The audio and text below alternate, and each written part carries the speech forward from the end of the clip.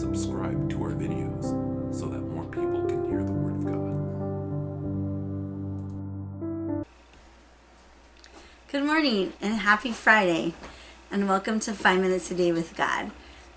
And I don't know about you, but I loved this week. I loved digging into John chapter 11, really unpacking it, seeing there was so much for us to just meditate and chew on. So today we are finishing up John chapter 11, and we're going to conclude the story of Lazarus. So join me in verse 45 to 57. Therefore, many of the Jews who had come to visit Mary and seen what Jesus did believed in him. But some of them went to the Pharisees and told them what Jesus had done. Then the chief priests and the Pharisees called a meeting of the Sanhedrin. "What are we accomplishing?" they asked. "Here's this man performing many signs. If we let him go on like this, everyone will believe in him, and then the Romans will come and take away both our temple and our nation." Then one of them, named Caiaphas, who was high priest that year, spoke up. "You know nothing at all. You do not realize that it is better for you that one man die for the people than the whole nation perish."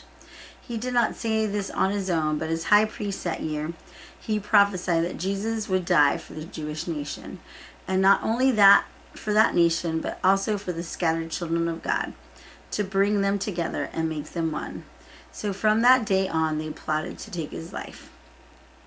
Therefore, Jesus no longer moved about publicly among the people of Judea. Instead, he withdrew to a region near the wilderness, to a village called Ephraim, where he stayed with his disciples. When it was almost time for the Jewish Passover, many went up to the country to Jerusalem for their ceremonial cleansing before the Passover. They kept looking for Jesus, and as they stood in the temple courts, they asked one another, "What do you think? Isn't he coming to the festival at all?" But the chief priests and the Pharisees had given orders that anyone who found out where Jesus was should report it so that they may arrest him. All right. So one thing to realize, that many of the mourners came to faith, right? It says many of them saw the work of God and they believed.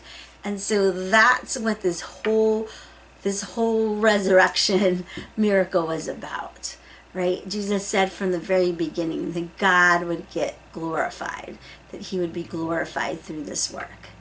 And so because of that, many people believed. And this was Jesus really his last final big miracle.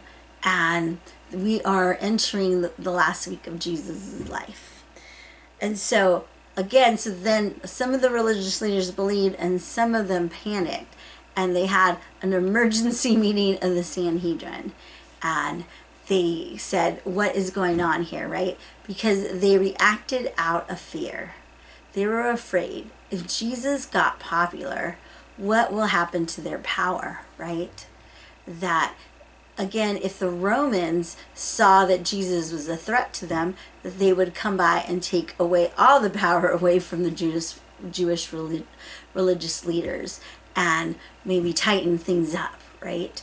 And so they were afraid of their power being taken away and even threatening the well-being of their nation. So they said, one man can die for our nation, right?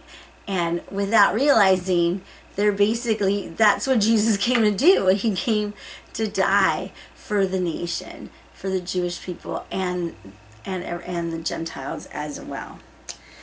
So that was the day that they plotted to put him to death. And so Jesus, it says now he's no longer, his public ministry has now come to an end, right? So he's not going around doing these big rallies, so to speak, of teaching and miracles, but instead he went off to be with his disciples quietly. And again, what I keep wanting to reiterate is Jesus is not afraid to die, but he is going to control the narrative, not the religious leaders. Right, so we will see you next week as we start a new chapter and John chapter 12. All right, have a good weekend. And remember, 5 minutes in the Word can change your life.